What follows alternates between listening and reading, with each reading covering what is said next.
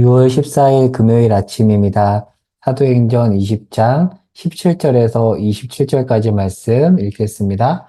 바울이 밀레도에서 사람을 에베소로 보내어 교회 장로들을 청하니 몸에 그들에게 말하되 아시아에 들어온 첫날부터 지금까지 내가 항상 여러분 가운데서 어떻게 행하였는지를 여러분도 아는 바니 곧 모든 겸손과 눈물이며 유대인의 간계로 말미암아 당한 시험을 참고 주를 섬긴 것과 유익한 것은 무엇이든지 공중 앞에서나 각 집에서나 거리낌이 없이 여러분에게 전하여 가르치고 유대인과 헬라인들에게 하나님께 대한 회개와 우리 주 예수 그리스도께 대한 믿음을 증언한 것이라. 보라 이제 나는 성령에 매어 예루살렘으로 가는데 거기서 무슨 일을 당할는지 알지 못하노라. 오직 성령이 각성해서 내게 증언하여 결박과 환난이 나를 기다린다 하시나 내가 달려갈 길과 주 예수께 받은 사명 곧 하나님의 은혜의 복음을 증언하는 일을 마치려 하면은 나의 생명조차 조금도 귀한 것으로 여기지 아니하노라. 보라 내가 여러분 중에 왕래하며 하나님의 나라를 전파하였으나 이제는 여러분이 다 내 얼굴을 다시 보지 못할 줄 아노라.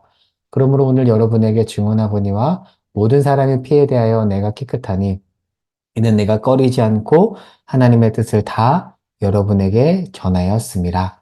아멘. 바울 일행의 여정을 13절부터 거슬러 올라가서 살펴보도록 하겠습니다. 자, 바울은 지금 드로아에 있는데요.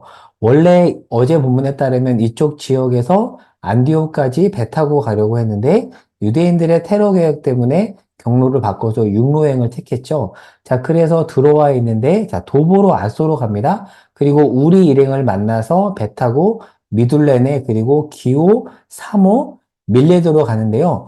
중간에 에베소를 지나쳐 버립니다.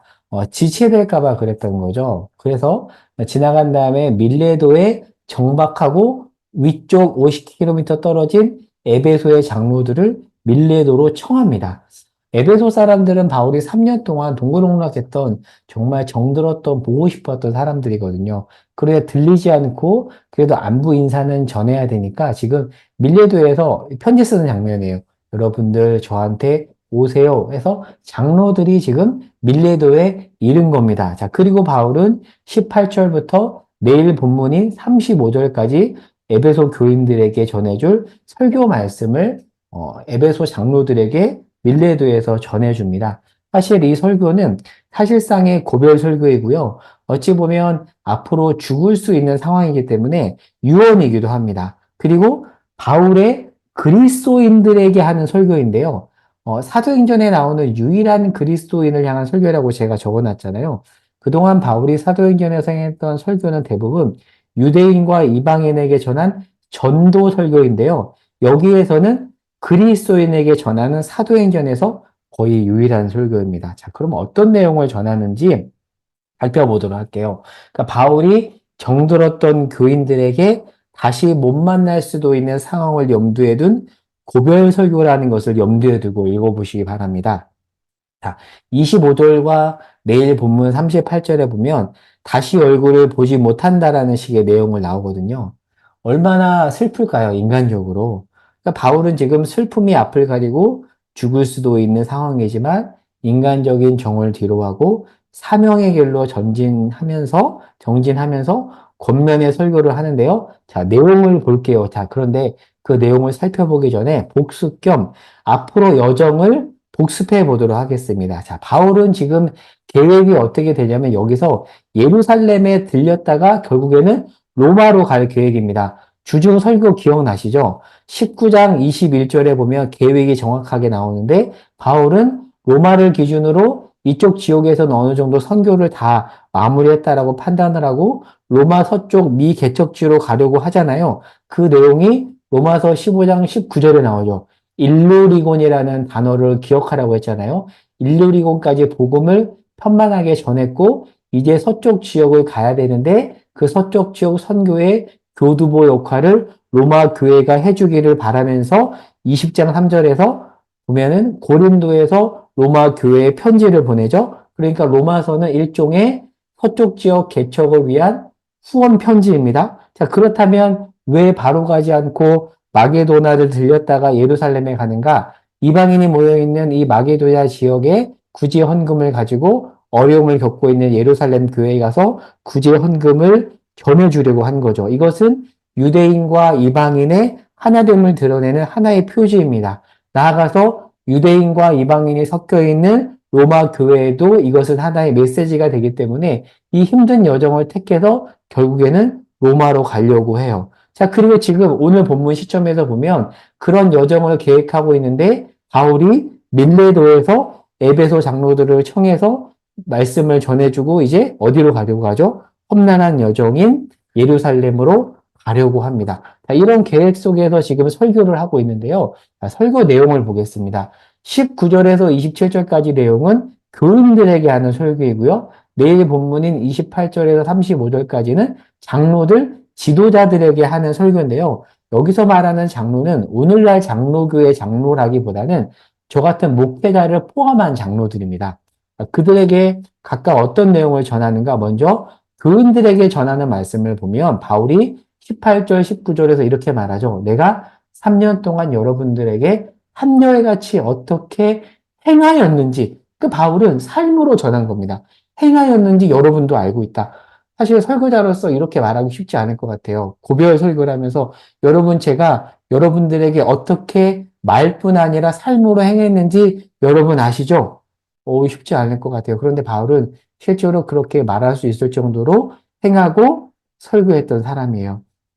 그러면서 이렇게 말하죠. 19절에서 겸손과 눈물, 시험을 참고 주를 섬기고 그러나 그 속에서도 제가 담대하게 전했는데 여러분 아시죠? 그리고 앞으로도 어려움이 있겠지만 제가 여기서 배운 것들 어려움 속에도 하나님의 일하심이 멈추지 않았음을 제가 보았고 여러분도 보았으니 여러분 기도해 주세요 라고 말하고요. 그리고 26절에서 27절에 보면 난 이곳에서 사람의 피에 대해 깨끗하다고 하는데요. 이겁니다. 나는 씨를 뿌렸고 거부한 자가 있지만 난 최선을 다했기 때문에 거부에 대한 책임은 그들에게 있다는 말이에요. 그러니까 저는 사역자로서 한 곳에서 사역을 마치고 이렇게 말할 수 있는 사역자이기를 기도하고 소망하거든요. 이 설교를 준비하면서 이전 교회에서의 고별 설교했을 때가 생각이 났는데 바울의 마음을 다는 아니지만 조금은 알 것 같아요. 저는 바라기는 이 교회에서 저도 언젠가 사역을 마칠 날이 올 거잖아요. 영원하지 않잖아요. 제가 곧 그만둔다는 얘기가 아니라 언젠가는 은퇴하고 물러나잖아요. 그때 이렇게 고백할 수 있기를 저는 소망하거든요. 자, 그리고 자, 좀 더 볼게요. 자, 이후에 이제 장로들, 지도자들에게 당부하는데 뭐라고 말하냐면 온 양떼를 위해서 삼가고 예수님이 피로 사신 교회를 여러분이 보살펴야 됩니다라고 해요. 왜냐하면 양들을 사나운 이리들이 계속해서 공격하거든요. 근데 그 속에서 바울은 밤낮 쉬지 않고 눈물로 훈계했고 가르쳤는데 여러분도 저를 따라서 그렇게 해야 된다라고 말을 해요. 그리고 33절 이후에 바울은 뭐라고 말하죠? 저의 탐욕을 위해서 여러분 가운데서 사역하지 않았음을 여러분 알죠? 여러분도 여러분의 탐욕을 위해서 사역하면 안 되고 온 양떼를 위해서 헌신하십시오라고 얘기하고 있습니다. 그리고 특별히 31절에 일깨어라는 단어가 나오거든요. 깨어 있으라는 거죠. 사실 이것은 지도자들이 늘 기억해야 되는 말씀입니다. 하나님이 세운 목회자, 장로님, 구역장 같은 분들은 양떼를 위해 늘 삼가고 사나운 이리로부터 양떼를 보살피기 위해서 충성하며 깨어 있어야 됩니다. 바울은 말을 넘어서 삶으로 이 말씀을 전했고 이것을 교인들이 알고 있기 때문에 36절과 37절을 보시겠습니까? 모든 장로들이 목을 안고 입을 맞추고 전송합니다. 참 아름다운 모습이죠. 오늘 말씀을 정리 및 적용해 보겠습니다. 자, 오늘 본문을 토대로 우리의 교회를 위해서 한국 교회를 위해서 기도했으면 좋겠어요. 지금 교회들이 쇠퇴기에 접어들었다라고 말을 하잖아요. 그러나 교회는 쇠퇴기일지라도 하나님의 나라는 망하지 않습니다. 그렇다면 그 믿음이 있는 자로서 우리는 어떻게 해야 되는가? 이렇게 기도해야 돼요. 깨어 있어야 됩니다. 그리고 특별히 지도자들을 위해서 그들이 자기 자신을 잘 살피고 양떼를 잘 보살피도록 교인들은 목회자와 장로님들을 위해서 기도할 책임이 있습니다. 주께서 자기 피로 사신 교회를 돌보게 하셨으니 목자로서 그 책임을 잘 감당해서 잃어버린 한 영혼을 잘 돌보고 세우는 교회가 되도록 여러분 기도하고요. 그리고 특별히 목자인 저를 위해서 기도해 주시기 바랍니다. 한 영혼 한 영혼 잘 섬기는 목사가 되도록 여러분 기도해 주십시오. 제가 그런 한결같이 사역하는 목사가 되도록. 제가 바라는 키워드가 하나거든요. 한결같은 사람. 처음이나 나중이나 한결같은 영혼을 사랑하는, 헌신하는 그런 목사가 되기를 소망하는데, 제가 그런 목사가 되도록 여러분이 기도해 주시기 바랍니다. 오늘 기도 제목은 교회를 위한 겁니다. 교회를 위해서, 교회 지도자들을 위해서 기도해 주십시오. 그리고 개인 기도 제목을 가지고 기도하겠습니다. 제가 기도하겠습니다. 하나님, 이 시대의 목사님들과 또 장로님들, 교회 지도자들을 위해서 기도합니다. 깨어있게 하시고 양떼를 위해 삼가며 돌보는 자로서 그들의 헌신을 통하여서 이 시대의 영혼들이 살아나는 역사가 일어나게 하여 주시옵소서. 예수님의 이름으로 기도합니다. 아멘.